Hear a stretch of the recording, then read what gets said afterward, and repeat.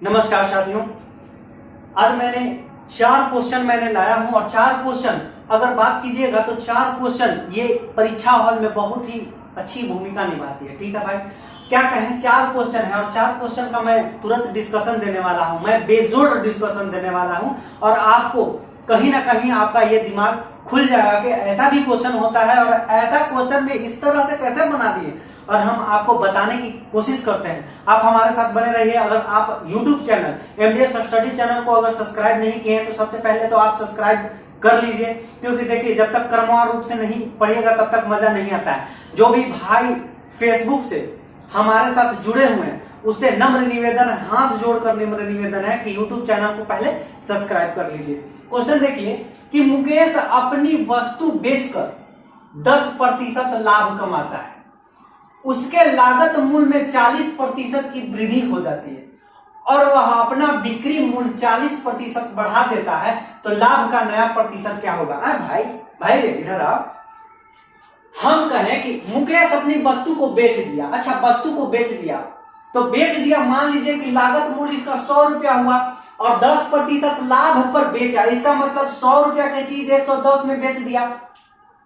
ठीक है, कहा कि उसके लागत मूल्य में, अच्छा यही ना लागत मूल्य है भाई, यही लागत मूल्य है, यानी कि ये सीपी है और ये एसपी है। ठीक है भाई, तो कहा कि उसके लागत मूल्य में 40% की वृद्धि हो गई। ले, अगर मान लीजिए कि 40% की वृद्धि हो गई, इसका मतलब 140 रुपया हो गया।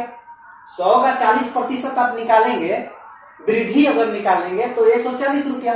ठीक है, मैंने निकाल दिया।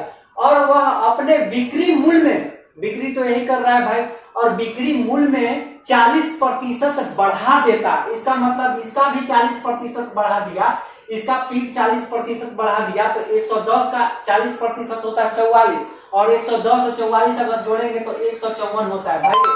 ठीक है, तो कहा कि लाभ का नया प्रतिशत क्या होगा? अच्छा भाई, 140 रुपया लागत मूल्य है, 154 रुपया बना दिया, कितना का फायदा हुआ भाई? तो 14 रुपया का फायदा हो गया। 14 रुपया का फायदा किस पे? 140 पे। नीचे क्राइमूल रहता है, आप जानते होंगे। अगर आप काटेंगे यहां से यहां, यहां से यहां, तो आपके पास 10% का फायदा होगा। उम्मीद करता हूं कि मजेदार तरीके से आपको समझ में आ गया होगा।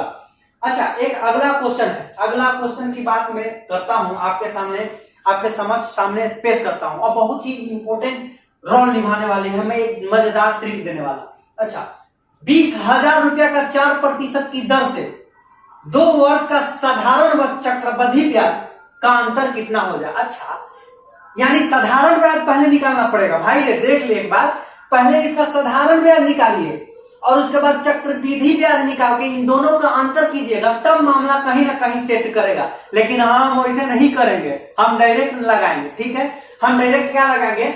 एक सीआई और एसआई तो पूछ रहा है, इन दोनों का अंतर, इन दोनों के अंतर बराबर होता है P Guna R square by 100 into 100। तो कहेंगे गुरुजी याद करना पड़ेगा ना, चला एगो दूगो क्वेश्चन बनाएगा उसके बाद खुद याद हो जाएगा। तो अच्छा, सीआई और एसआई का अंतर, अच्छा ब्याज चक्रवृद्धि ब्याज, साधारण चक्रवृद्धि ब्याज का अंतर क्या करें? मूलधन कितना P से डिनोट किया जाता है? मूलधन 20,000 गुना R कितना है भाई? 4 गुना 4 और 100 गुना 100। ठीक है, यहां से मलहम पट्टी कर देते हैं। 2 से 2 0, 2 से 2 0, 4 का 16, 16 दूरी 32, यानी कि सीआई और एसआई का अंतर 32 रुपया है।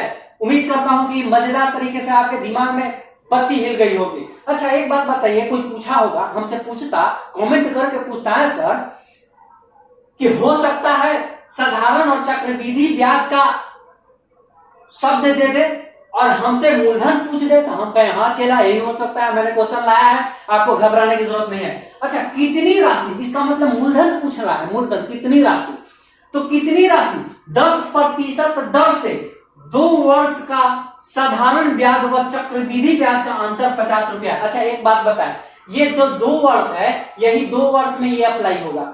अगर 3 वर्ष रहता तो मामला कहीं ना कहीं गड़बड़ हो जाता। अगर यहाँ 2 वर्ष है तभी ये फॉर्मूला काम करेगा, याद रखिएगा। 3 वर्ष रहता तो अगला फॉर्मूला काम करेगा, वो अगले वीडियो में देखिएगा। ठीक है, एक बार दे देंगे ना तो माथा हौच पौच करने लगेगा। ठीक है, तो कितनी राशि का 10% दर से 2 वर्ष का साधारण ब्याज व चक्रवृद्धि ब्याज का अंतर 50 है। हमने बताया कि जब 2 वर्ष का साधारण ब्याज चक्रवृद्धि ब्याज का अंतर होगा। ये फॉर्मूला लगा देंगे भाई मेरे, CI बराबर P Guna R square by 100 into 100। अच्छा सर, CI और SI इस बार दिया है 50, हम दे दिए 50। P निकालना है हमको, P मालूम ही नहीं कितनी राशि, P निकालना है हमको।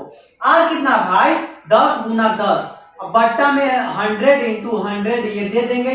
1 से 2 जीरो और 2 से 2 जीरो, ठीक है भाई। तो P बराबर कितना आ गया भाई, तो P बराबर कितना आ गया रे भाई, तो P बराबर 5000 आ जाएगा हमारा आंसर। आप कैलकुलेशन कर लीजिएगा, आपका ये सॉल्व हो गया होगा, ठीक है। एक अगला क्वेश्चन, ये मैं रुपया पैसा वाला आता है क्वेश्चन, अब बहुत दिमाग खराब करता है, बहुत दिमाग खराब करता है कि कितना राशि, कितना सिक्का, कितना अनुपात। हम आपको दर्द दूर करते हैं।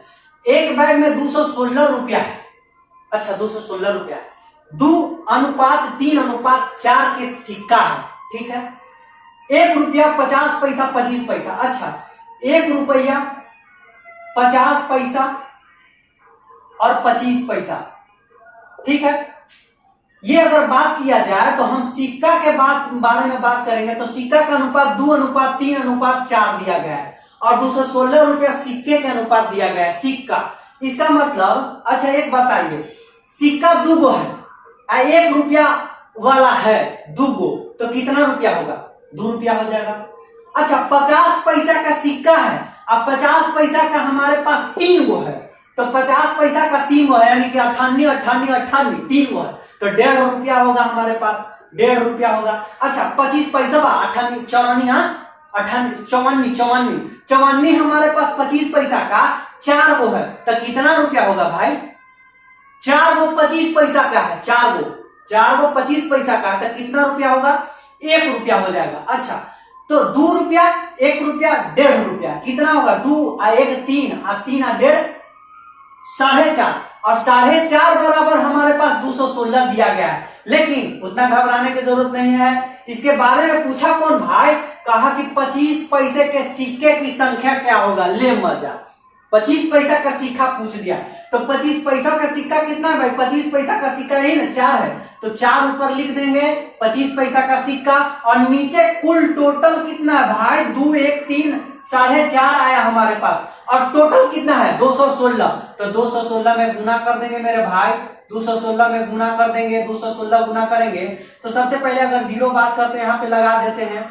जीरो, तो 15 3 45 15 15 1 15 15 चौका 60 15 चौका 60, 3 से काटेंगे 3 चौका 12 3 8 24, तो 48 गुना 4 अगर गुना करेंगे भाई मेरे तो 192 हो जाएगा। उम्मीद करता हूं कि आपको ये मजेदार तरीके से समझ में आ गया होगा भाई, समझ में आया, ठीक है ना, ठीक रहना चाहिए।